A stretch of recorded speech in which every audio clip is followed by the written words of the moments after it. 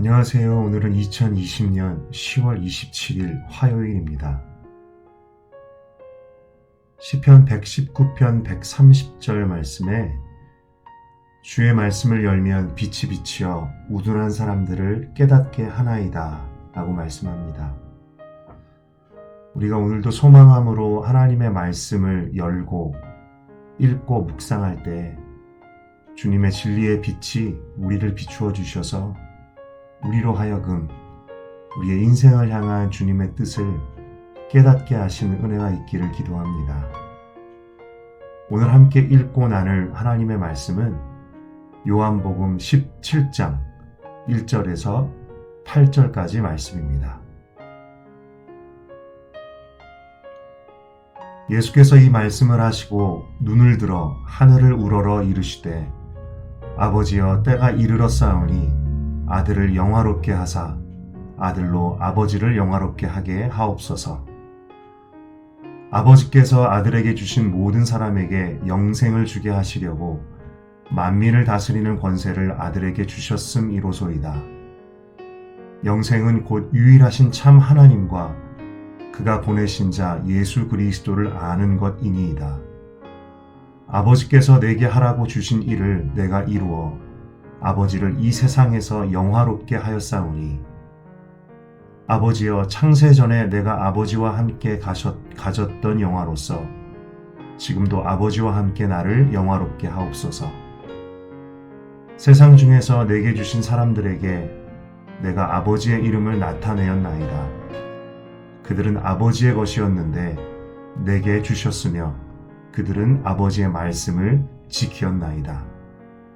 지금 그들은 아버지께서 내게 주신 것이 다 아버지께로부터 온 것인 줄 알았나이다. 나는 아버지께서 내게 주신 말씀들을 그들에게 주었사오며 그들은 이것을 받고 내가 아버지께로부터 나온 줄을 참으로 아오며 아버지께서 나를 보내신 줄도 믿었사옵나이다. 요한복음 17장 전체는 예수님의 기도입니다.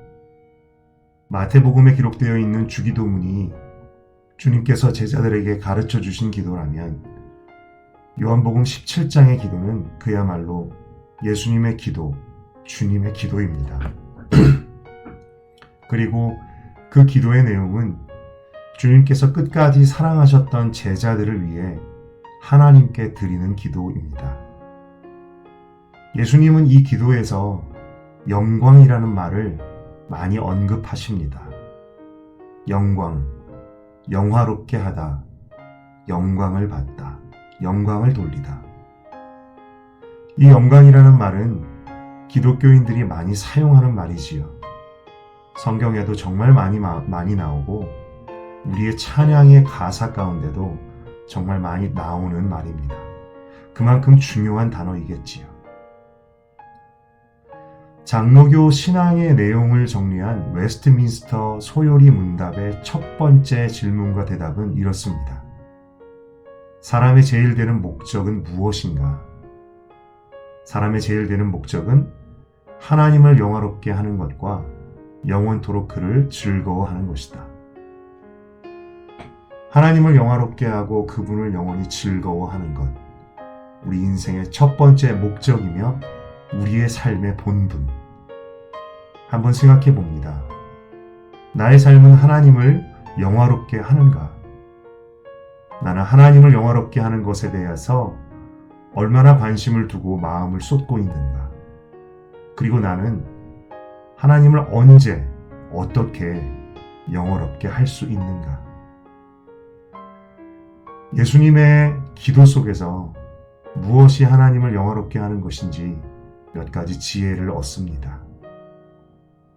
4절 말씀에 아버지께서 내게 하라고 주신 일을 내가 이루어 아버지를 이 세상에서 영화롭게 하였사오니.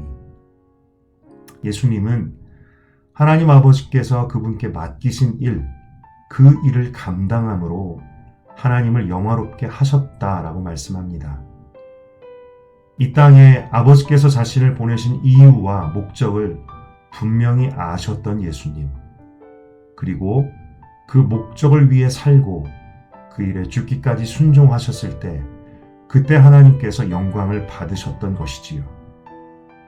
마찬가지로 하나님은 우리가 우리에게 맡기신 사명을 충성되이 감당할 때 영광을 받으십니다. 이것을 좁게 말하면 우리가 말씀을 지키고 말씀대로 행하고 말씀 안에 사는 것을 의미하고, 넓게는 내가 이 땅을 사는 이유와 목적을 알고 그 목적을 따라 충성되이 사는 것을 의미합니다. 그때 주님께서 영광을 받으신다는 것이지요. 우리가 찬양과 예배로 전심으로 입술의 고백으로 주님께 영광을 올려드릴 때, 주님의 이름을 높일 때 주님께서 영광 받으시고 그것으로 주님을 영화롭게 할 수 있다라고 믿습니다. 우리의 진심 어린 경배와 찬양은 너무나 귀하고 소중한 것이지요. 우리에게도 그리고 주님께도. 그런데 우리가 찬양의 자리에서는 그렇게 소리 높여 고백하고 부르짖지만 정작 예수님께서 말씀하신 것, 내가 아버지께서 맡기시는 일을 이루어 하나님을 영화롭게 하는 것에는 우리의 삶 속에 관심이 별로 없고 마음을 쏟지 않는다면 어떻게 되는 것일까요? 찬양의 자리에서의 고백과 그리고 그 외 내 삶의 대부분을 차지하는 시간, 삶의 자리, 장소에서의 고백 중 어떤 것이 더 중요할까요? 6절과 10절에서 또한 이렇게 말씀하십니다.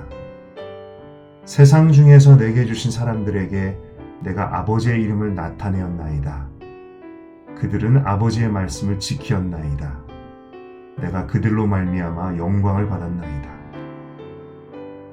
예수님께서 세상 중에 아버지의 이름을 나타내셨던 사람들, 제자들, 예수님의 가르침을 받았던 사람들, 그분을 믿고 따르던 사람들, 그들이 아버지의 말씀을 지킬 때 주님께서 영광을 받으신다라고 하십니다. 바로 우리들이 말씀을 지킬 때, 행할 때, 바로 순종할 때 주님께서 영광을 받으시는 것이지요. 순종의 제사라는 말이 있습니다. 제단의 제물로 하나님께 영광을 올려드리는 것처럼 바로 우리의 순종이 하나님을 영화롭게 합니다. 개인적으로 수많은 찬양의 고백을 드리는 사람으로서 너무나 부끄러운 것은 입술로 100마디 드리는 찬양과 고백보다도 내 삶 속의 작은 순종 하나가 주님을 더 영화롭게 한다는 것을 쉬 잊고 산다는 것입니다. 우리의 삶이 하나님께 예배가 되기를 소망합니다. 우리의 삶 속에 작은 순종으로 하나님을 영화롭게 할 수 있기를 소망합니다. 또 한 가지 순종과 하나님의 영광에 대하여 생각해 볼 때 하나님을 영화롭게 하는 우리의 순종은 어렵고 자신을 부인해야 될 때가 많다라는 것을 배웁니다. 예수님의 경우 성경은 곳곳에서 십자가의 죽음의 사건과 주님의 영광을 동의어처럼 사용하는 것을 발견합니다. 요한복음 7장 39절 말씀, 이는 그를 믿는 자들이 받을 성령을 가리켜 말씀하신 것이라. 예수께서 아직 영광을 받지 않으셨으므로 성령이 아직 그들에게 계시지 아니하시더라. 요한복음 12장 23절에서 24절, 예수께서 대답하여 이르시되 인자가 영광을 얻을 때가 왔도다. 내가 진실로 진실로 너희에게 이르노니 한 알의 밀이 땅에 떨어져 죽지 아니하면 한 알 그대로 있고 죽으면 많은 열매를 맺느니라. 십자가 사건, 그곳에서의 죽음, 그 일, 그 자리가 세상의 눈으로 볼 때 모욕과 수치, 실패와 죽음의 자리였지만 하나님의 시각, 믿음의 눈으로는 영광의 자리였습니다. 자신을 낮추어 죽기까지 순종하셨던 예수님, 그로 인해 영광을 받으신 예수님. 우리의 삶 속에서도 주님은 결코 쉽지 않고 자신을 부인해야만 가능한 순종의 말씀을 주십니다. 용서할 수 없지만 용서하라 하시고, 사랑할 수 없지만 사랑하라 하시고, 손해보기 싫지만 양보하라 하십니다. 참고 인내하기 싫지만 인내하라 하시고, 기다리기 싫지만 기다리라 하시고, 두렵고 무섭지만 두려워 말라고 하십니다. 보이지 않고 안개 속을 걷는 것 같지만 주님을 신뢰하라 하시고, 기뻐할 수, 감사할 수 없을 때 주님은 기뻐하고 감사하라고 하십니다. 이 말씀들, 주님의 말씀, 성령께서 우리 안에 주시는 찔림과 그분의 내적인 음성, 그 말씀에 우리가 어렵고 힘들지만 때로는 하기 싫지만 주님께 그저 엎드리는 마음으로 순종할 때, 그때 수많은 천군 천사의 찬양 소리보다도 더 큰 영광이 주님께 드려질 것을 믿습니다. 그 순종이야말로 내가 내 삶의 주인이 아니라 예수님께서 나의 주인이라는 고백이기 때문이지요. 여러분은 어떻습니까? 여러분의 삶은 순종의 제사로 하나님을 영화롭게 하기를 기뻐하십니까? 여러분의 삶 속에 쉽지 않은 순종으로 하나님께서 자신의 유일한 주 되신다는 것을 고백하고 있습니까? 하나님을 영화롭게 하는 것, 우리 믿는 자들의 삶의 본분이며 목적, 그리고 우리가 우리 마음의 중심으로 주님을 인정하고 내 삶의 중심에 예수님을 모실 때, 그리고 말씀을 지키고 행함으로 어렵지만 그분께 나의 고집을 걷고 순종할 때 하나님께서 우리 삶을 통해 영광을 받으신다고 합니다. 그리고 우리에게 주신 그 삶의 목적과 본분을 먼 훗날일 뿐만이 아니라 우리에게 주신 하루하루 가운데 이룰 수 있다는 것, 이것이 얼마나 소중하고 큰 일일까요? 그리고 말씀 가운데 주님은 순종이 그분께서 우리에게 요구하시기만 하시는 책임과 짐이 아니라는 것을 가르쳐 주십니다. 바로 우리에게 주시는 축복이라는 것을. 24절 말씀에 아버지여 내게 주신 자도 나 있는 곳에 나와 함께 있어 아버지께서 창세전부터 나를 사랑하심으로 내게 주신 나의 영광을 그들로 보게 하시기를 원하옵나이다. 예수님께서는 순종으로 주님을 영화롭게 하는 자, 순종으로 주님과 동행하는 자가 주님의 영광을 보게 될 것이라 하십니다. 주님을 영화롭게 하는 것으로 끝나는 것이 아니라 영화로운 주님의 영광을 보게 된다는 것. 얼마나 놀라운 일인지요. 우리가 찬양하고 경배하는 예수님, 그분의 영광. 사실 우리가 어떤 것인지 잘 모르지만 사모함으로 믿음으로 예배하고 경배하는 주님의 영광의 빛, 아름답고 찬란한 주님의 영광과 얼굴, 그 얼굴을 뵐 수 있다면, 그 영광을 볼 수 있다면 정말 사모하고 사모합니다.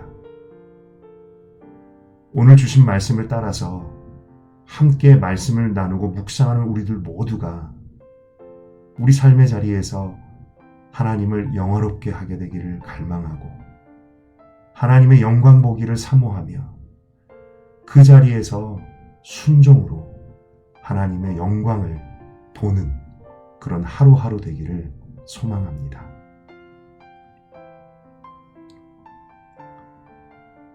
함께 묵상하기를 원합니다. 우리 자신에게 다음의 질문들로 한번 물어보기를 원합니다. 나의 삶은 하나님을 영화롭게 하고 있는가? 나는 하나님을 영화롭게 하는 것에 대하여 얼마나 관심을 두고 마음을 쏟고 있는가? 나는 입술로만 하나님의 영광을 말하고 삶으로 하나님께 영광 돌리는 것에는 부족한 사람이 아닌가? 그리고 오늘 나는 어떻게 하나님을 영화롭게 할 수 있을까? 오늘 나에게 주시는 순종의 도전은 무엇일까?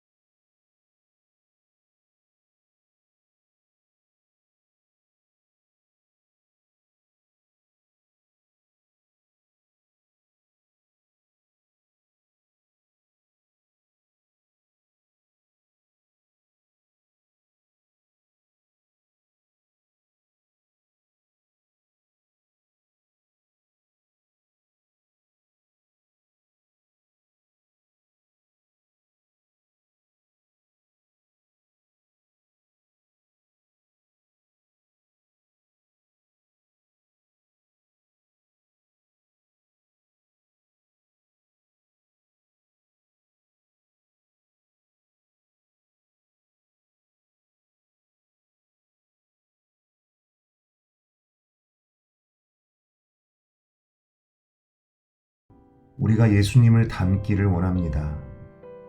예수님처럼 우리 삶으로 주님을 영화롭게 하는 데에 온 마음을 쏟는 우리들 되게 하여 주시옵소서. 주님의 영광을 입술의 고백만이 아니라 우리 삶 속의 순종으로 주님께 영광 돌리는 우리들 되게 하여 주시옵소서. 하나님 아버지, 나의 순종을 통해서 주님을 영화롭게 할 수 있다라는 것을 가르쳐 주십니다. 순종이 어려운 우리들에게 우리가 기꺼이 두 손 들고 자원하여 순종할 수 있는 그러한 은혜와 그런 마음을 허락하여 주시옵시고, 바로 내가 오늘 주님께서 주신 삶의 자리에서 바로 하루하루 주님을 영화롭게 할 수 있는 작지만 소중한 순종으로 하나님께 영광 돌리는 그런 하루 살게 하여 주시옵소서. 주님의 그 은혜를 감사하고 더욱 소망하며 예수님의 이름으로 기도드렸습니다. 아멘.